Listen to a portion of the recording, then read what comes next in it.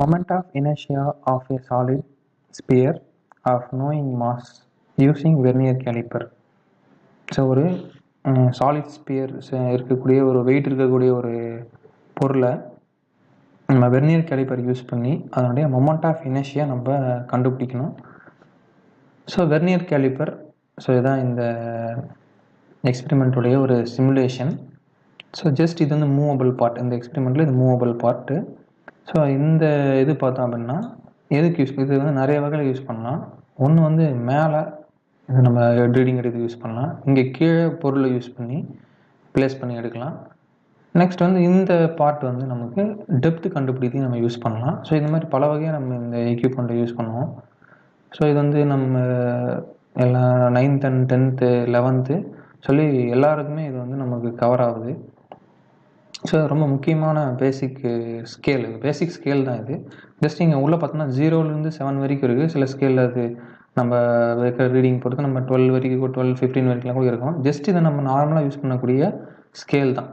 So இது வந்து நமக்கு மெயின் ஸ்கேல் அப்படின்னு சொல்லுவாங்க. இதை இந்த 0லேருந்து 7 வரைக்கும் இருக்கிறது பேர் மெயின் ஸ்கேல் அப்படின்னு சொல்லுவோம். ஸோ நெக்ஸ்ட் வந்து இங்கே இருக்கிறது இந்த மூவபிள் பார்ட்டில் இருக்க கோடு பார்த்தீங்கன்னா 0, 1, 2, 3, 4, 5, 6, 7, 8, 9, 10 சொல்லி 10 கோடு இங்கே இருக்குது. இந்த மூவபிள் பார்ட்டில் பார்த்தீங்கன்னா 10 கோடு இங்கே பார்த்து தனியாக நான் மேலே இருக்கிற மெர்ஜ் ஆகும். ஸோ தனியாக நான் வச்சு காமிக்கிறேன். ஸோ இங்கே 10 கோடு இருக்கும். இந்த 10 கோடு தான் வெர்னியர் ஸ்கேல் டிவிஷன் அப்படின்னு சொல்லுவோம். ஸோ இதுதான் வந்து வெர்னியர் ஸ்கேல் டிவிஷன், தமிழில் வெர்னியர் அளவி பிரிவு அப்படின்னு நம்ம சொல்லுவோம். ஸோ இது இவ்வளோ தான், ரொம்ப சிம்பிளான ஒரு ஸ்கேலு. ஸோ இது எதுக்கு யூஸ் பண்ணுறோம்னா நார்மல் ஸ்கேலை நம்ம யூஸ் பண்ணிட்டு போகலாமே அப்படின்னா, ஸோ நமக்கு அக்யூரேசி நமக்கு இன்னும் அதிகமாக வேணுன்றப்ப நம்ம என்ன யூஸ் பண்ணி ஆகணும், வெர்னியர் கேலிப்பர் யூஸ் பண்ணி ஆகணும். ஸோ இப்போ நார்மல் ஸ்கேல் இங்கே இருக்குது. ஸோ இது நார்மல் ஸ்கேல் யாருக்கும் பார்க்க தெரியும். ஸோ நார்மல் ஸ்கேல் வந்து இது வந்து 1 சென்டிமீட்டர், அது அதுக்கு முன்னாடி இருக்குது 0.9, 0.8, இது 1.2, ஸோ 1.4, இந்த மாதிரி நமக்கு இந்த ஸ்கேல் நம்ம பார்க்க தெரியும். ஸோ இந்த ரீடிங் பார்க்கறதுக்கு ரொம்ப முக்கியம். இதுதான் மெயின் ஸ்கேல் ரீடிங். நீங்கள் நார்மலாக ஸ்கேல் பார்க்குறது தான் மெயின் ஸ்கேல் ரீடிங். ஸோ அது எப்படி பார்க்குறது அப்படிங்கிறப்ப, பொருள் இன்கேஸ் இப்போ இங்கே இருக்குதுன்னு வச்சுங்க, பொருள் இங்கே இருக்குது அப்படின்றப்போ நமக்கு வந்து ரீடிங் எப்படி இருக்கும் அப்படின்னா, ஸோ இப்போ ஒன்றை இந்த 0ன்ற கோடு மேலே இருக்க எந்த பாயிண்ட்டோட இருக்குது, எதுக்கு நியர்பை இருக்குன்றத பார்க்கணும். ஸோ இது என்ன இருக்குது அப்படின்னா 1 தாண்டிடுச்சு, அந்த 0ன்ற கோடு எஸ் 1ன்ற இடத்த இந்த இடம் தாண்டிடுச்சு. சரி, ஸோ 1ன்றது தாண்டிடுச்சு. அடுத்து 1.1 டச் பண்ணியிருக்கா அப்படின்னா இல்லை, ஏன்னா 1.1க்கு கொஞ்சம் முன்னாடி இருக்குது. ஸோ அப்போ நம்ம இதை 1.0 அப்படின்றதான் மெயின் ஸ்கேல் ரீடிங்கில் இந்த ரீடிங் நம்ம எழுதுகிற மாதிரி இருக்கும். ஸோ அப்போ அதுக்கடுத்து 1.0 எழுதிட்டு vernier scale division. So vernier scale division எப்படி வந்து நம்ம கண்டுபிடிக்கிறது அப்படின்னா, கீழே இருக்க இந்த 10 டிவிஷன்ஸில் எத்தனாவது கோடு மேலே இருக்க ஏதாவது ஒரு கோட்டுடைய பர்ஃபெக்டாக நேராக அலைன் ஆகிருக்கு அப்படின்றத நம்ம கண்டுபிடிக்கணும். ஸோ ஃபஸ்ட்டு வந்து 0ன்ற கோடு அலைனாக இல்லை, அதனால தான் நம்ம 1.0ன்னு எழுதியிருக்கோம். 1.1 ரீச் பண்ணல, அதுக்கு முன்னாடி தான் இருக்குது. 1.0 தான் இது, 1.1க்கு போகல. So 1.0 is my main scale reading. So அடுத்து மெயின் ஸ்கேல் ரீடிங் 1.0 எழுதியாச்சு. வெர்னியர் ஸ்கேல் டிவிஷன் எத்தனாவது கோடு மேலே இருக்க கோட்டோடைய பர்ஃபெக்டாக மெர்ஜ் ஆகிருக்கு. 2வது கோடு இருக்கான்னா இல்லை, பர்ஃபெக்டாக இல்லை. 3வது கோடு இங்கே இருக்குது, இந்த கோடு இங்கே மேலே ஒட்டி இல்லை. ஸோ இதுவும் இல்லை. ஸோ நெக்ஸ்ட் கோடு இல்லை. எங்கே இருக்குதுன்னு பார்த்தீங்க அப்படின்னா, this one is almost exactly 99% என்ன இருக்குது, பர்ஃபெக்டாக அலைன் ஆகிருக்கு.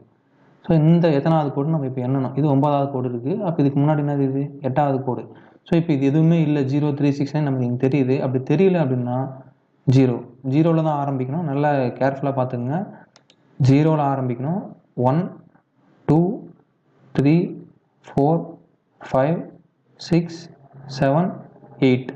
அப்போது நமக்கு 8ன்ற கோடு நமக்கு பர்ஃபெக்டாக அலைன் ஆகிருக்கு. அப்போ நமக்கு 1.0ன்றது மெயின் ஸ்கேல் ரீடிங்லேயும் வெர்னியர் ஸ்கேல் ரீடிங்கில் வெர்னியர் ஸ்கேல் டிவிஷனில் நம்ம என்ன எழுதணும், வெர்னியர் ஸ்கேல் ரீடிங்கில் 8 அப்படின்ற நம்பரை மட்டும் நம்ம எக்ஸ்பெரிமெண்டல் பார்ட்டில் நம்ம போட்டால் போதும். ஓகே, சரி, நெக்ஸ்ட்டு ஒரு எக்ஸாம்பிளோட நான் காமிக்கிறேன். ஸோ இப்போ இங்கே வந்து நம்ம என்ன பண்ணியிருக்கோம் அப்படின்னா, நமக்கு எக்ஸ்பெரிமெண்ட்டில் சாலிட் ஸ்பியர் தான் இருக்குது. இப்போ ஒரு சாலிட் ஸ்பியரை வந்து நம்ம இந்த வெர்னியர் ஸ்கேலில் நம்ம ப்ளேஸ் பண்ணுறோம். ஸோ இப்போ நம்ம ப்ளேஸ் பண்ணிவிட்டு டைட்டாக இங்கே வந்து இது மூவ் ஆகி டைட்டாக இங்கே டைட் ஆகிடும். இதுக்கு மேலே இது மூவ் பண்ண முடியாது, ஏன்னா இந்த சாலிட் ஸ்பியர் வந்து நம்ம தடுத்துரும். ஸோ இப்போ நமக்கு ரீடிங் கண்டுபிடிக்கணும். இங்கே நமக்கு சரியாக ஜூம் பண்ணி தெரியல. ஸோ இங்கே நம்ம இங்கே நமக்கு வச்சு காமிச்சிருக்காங்க. ஸோ இப்போ நம்ம பார்த்தோன்னா எத்தனாவது கோடு ஃபஸ்ட்டு இருக்கக்கூடிய 0 கோட்டுக்கு நேராக இருக்குது அப்படின்னா நமக்கு 2.1 வந்து ஆல்மோஸ்ட் ரீச் ஆயிடுச்சு. ஸோ நம்ம கெஸ் பண்ணி பார்ப்போம். 2.1 இஸ் ஓகே. ஸோ 2.1க்கு அப்புறமா எத்தனாவது கோடு இங்கே ஏதாவது கோடு மெர்ஜ் ஆகிருக்குன்னு நம்ம பார்க்கணும். ஸோ 2. இது 0, இது 0th கோடு 1 2 3 4 5 6 7 8 9 10. இந்த 10 கோட்டில் எதுவுமே வந்து நமக்கு என்ன இல்லை, பர்ஃபெக்டாக அலைன் ஆகலை. ஸோ இந்த கோடு மட்டும்தான் பர்ஃபெக்டாக. இப்போ 2.1 நேராக தான் இருக்குது. ஸோ அப்போ நம்ம 2.1 போட்டு பார்ப்போம். ஸோ 2.1 ஸோ நம்ம செக் பண்ணோம் அப்படின்னா கரெக்டுன்னு வருது. ஸோ அப்போ நமக்கு 2.1ல் பர்ஃபெக்டாக அலைன் ஆகிருக்கு, அது கரெக்டாக வந்துருக்கு. ஸோ அதுக்கடுத்து நான் கீழே வேறு ஏதாவது கோடு மெர்ஜ் ஆகிருக்கான்னு பார்க்குறேன், எதுவுமே மெர்ஜ் ஆகலை. ஸோ அப்போ இந்த மாதிரி சுச்சுவேஷனில் 0th கோடு தான். அப்போ இங்கே என்ன சார் எழுதணும் அப்படின்னா மெயின் ஸ்கேல் ரீடிங்கில் 2.1 அப்படின்றத நம்ம எழுதணும். எத்தனாவது கோடு கீழே இருக்க கோடு மெர்ஜ் ஆகிருக்கு, பர்ஃபெக்டாக மெர்ஜ் ஆகிருக்கு அப்படின்னா 0th கோடு தான் மெர்ஜ் ஆகிருக்கு. அப்போ வெர்னியர் ஸ்கேல் டிவிஷனில் 0 அப்படின்றத நம்ம எழுதணும். ஸோ இதுதான் வந்து எக்ஸ்பெரிமெண்டல் பார்ட். ஸோ இப்போ கால்குலேஷன் பார்ட்டில் so least count 0.1 centimetre. So நம்ம நார்மலான ஸ்கேலில் நம்ம பார்க்கக்கூடிய மினிமம் வேல்யூன்னா நமக்கு தெரியும் 0.1 தான் நம்ம பார்க்கக்கூடிய அந்த ஸ்கேலில் நமக்கு இருக்கும். ஸோ இதில் தெரியும் நமக்கு. ஸோ இந்த கோடு என்னது 0.1. ஸோ இதுதான் ஃபஸ்ட்டு வேல்யூ. இதுதான் மெயின் ஸ்கேலில் 0.1 மினிமம் வேல்யூ, அதான் நமக்கு ஓகேவா. ஸோ மெயின் ஸ்கேல் டிவிஷனில் ஒரு வேல்யூ எவ்வளோ அப்படின்னா 0.1 centimetre. Number of vernier scale division எத்தனை இருக்குன்னா 10 இருக்குது. ஸோ 10 டிவிஷன்ஸ் இருக்குது. ஸோ 0.1/10 டிவைட் பண்ணோம் அப்படின்னா நமக்கு 0.01 சென்டிமீட்டர் அப்படின்ற அளவுக்கு நமக்கு லீஸ்ட் கவுண்ட் நம்ம எதில் கிடைக்குமா.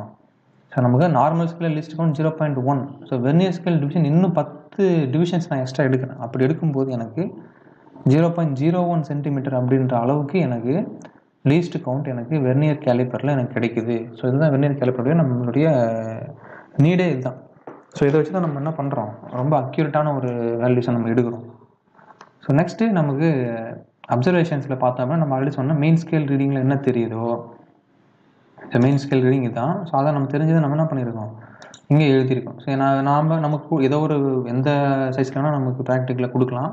ஸோ இங்கே ஒரு மாடலில் நம்ம பார்த்தோம் அப்படின்னா 2.4 அப்படின்ற மெயின் ஸ்கேல் ரீடிங் காமிக்குது. ஸோ 2.4னா இங்கே எங்கே காமிக்கும் அப்படின்னா ஸோ 2 இது 2.1 2 3 4ன்ற வேல்யூ இந்த 0க்கு நேராக அந்த வேல்யூ இருந்துச்சுன்னா நம்ம 2.4 அப்படின்றத நம்ம டேபிள் டைரெக்டாக போட்டுக்கலாம். ஸோ நெக்ஸ்ட்டு கீழே இருக்கக்கூடிய டிவிஷன், கீழே இருக்கக்கூடிய 10 டிவிஷனில் எத்தனாவது கோடு மேலே இருக்க கோடோட மெர்ஜ் ஆகிருக்கு அப்படின்றத கண்டுபிடிக்கணும். ஸோ அதுக்கு 5வது கோடு மெர்ஜ் ஆகிருக்கு. நம்ம கொடுத்துருக்கிற ஸ்பியர் பர்ஃபெக்டான ஒரு ஸ்பியராக இருந்தால் நமக்கு இந்த எல்லாமே 2.4 கண்டிப்பாக வந்துடும். ஸோ எல்லாமே 2.4ல் எந்த டவுட்டுமே கிடையாது. 2.4 தான் வந்து கண்டிப்பாக நிற்கும். எங்கே லைட்டாக சேஞ்ச் ஆகும் அப்படின்னா இந்த வெர்னியர் ஸ்கேல் டிவிஷனில் சேஞ்ச் ஆகும். ஸோ அந்த இடத்த மட்டும் நம்ம எத்தனாவது கோடு லைட்டாக முன்ன பின்ன மாறுது அப்படின்னா நமக்கு ஃபஸ்ட்டு வேல்யூஸ்க்கு வந்து 5 அப்படின்ற கோடு, அதாவது 0ல் ஆரம்பித்து 5வது கோடு நமக்கு மேலே இருக்க கோடோட பர்ஃபெக்டாக அலைன் ஆகிருக்கு. மேலே இருக்க இங்கே 5வது கோடு 3 4 5வது கோடு மேலே இருக்க கோடு பர்ஃபெக்டாக அலைன் ஆகிருக்கான். ஸோ அந்த 2.4 அப்படின்ற வேல்யூஸ்க்கு நமக்கு பர்ஃபெக்டாக அலைன் ஆகிருக்கு. ஸோ அப்போ 5 அடுத்து 4வது கோடு மெர்ஜ் ஆகிருக்கு, 6வது கோடு 4வது கோடு 5வது கோடு 3வது கோடு, இப்படி வெர்னியர் ஸ்கேல் டிவிஷன் நீங்கள் போட்டிருக்காங்க. இங்கே சென்டிமீட்டர்னு போட்டிருக்காங்க, நல்லா பார்த்துக்கோங்க. இது சென்டிமீட்டர் நீங்கள் போட்டிங்க அப்படின்னா டேபிளில் வந்து மார்க் மைனஸ் ஆகிறதுக்கு வாய்ப்பு இருக்குது. ஸோ கேர்ஃபுல்லாக எதுக்கு என்னென்ன யூனிட்ஸ் கொடுத்துருக்காங்கன்னு கொஞ்சம் கேர்ஃபுல்லாக பார்த்துங்க. இந்த ரெண்டுமே நம்ம எழுதிட்டோம் அப்படின்னா நமக்கு நெக்ஸ்ட் என்ன பார்க்கணும், 0 எரர் அப்படின்னு பார்க்கணும். 0 எரர் நமக்கு இந்த வெர்னியர் கேலிப்பரில் வர்றதுக்கு வாய்ப்பு ரொம்ப ரொம்ப கம்மி. ஸோ 0 எரர் கிடையாது. 0 எரர்னா ஒன்றுமே கிடையாது. இந்த ஸ்கேலை நம்ம ஃபுல்லாக கம்ப்ளீட் பண்ணி முடிச்சிட்டோம் அப்படின்னா இந்த 0வும் பர்ஃபெக்டாக அலைன் ஆகணும். அப்படி அலைன் ஆனால் மட்டும்தான் அது எரர் இல்லாமல் இருக்குதுன்னு அர்த்தம். அப்படி எரர் இருந்துச்சுன்னா நம்ம கால்குலேஷனில் சில சேஞ்சஸ் பண்ண வேண்டியதாக இருக்கும். ஸோ நமக்கு இங்கே எந்த வித எரருமே கிடையாது.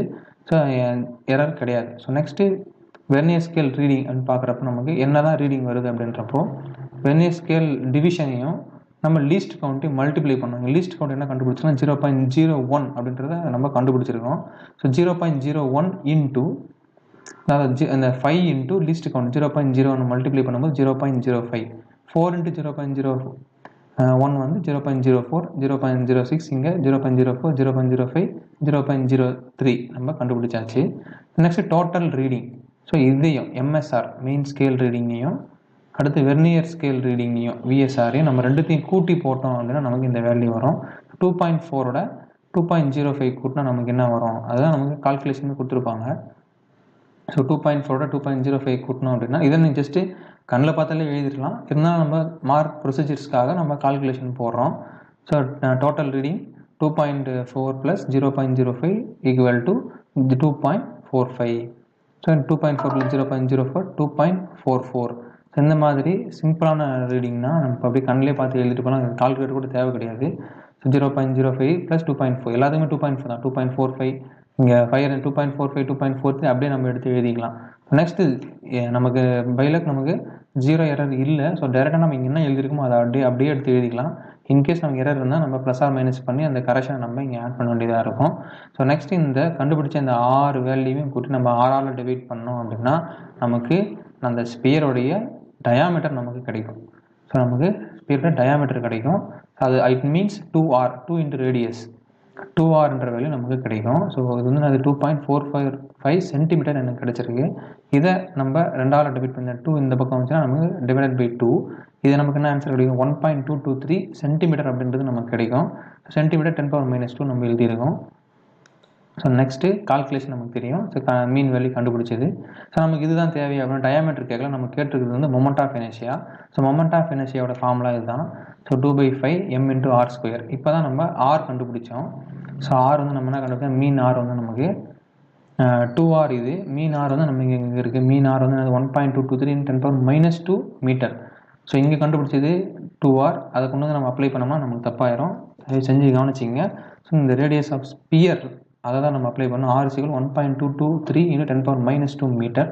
ஸோ அதை கொண்டு வந்து நான் ஆர்ன்ற வேல்யூவில் அப்ளை பண்ணியிருக்கேன். அப்போ எம்னா என்ன அப்படின்னா நமக்கு அந்த எடுத்துக்கிட்ட அந்த ஸ்பியருடைய மாஸ். ஸோ இங்கே வந்து 127 × 10⁻³ நமக்கு கொடுத்துருக்க வேல்யூ. ஸோ நம்ம 127 × 10⁻³ நம்ம எடுத்துருக்கோம். அதாவது கிராம்ஸில் இருக்கும். அதை நம்ம கிலோகிராம்ஸாக மாற்றிருக்கோம். That's it. So next just அந்த வேல்யூ அப்ளை பண்ணால் போதும்.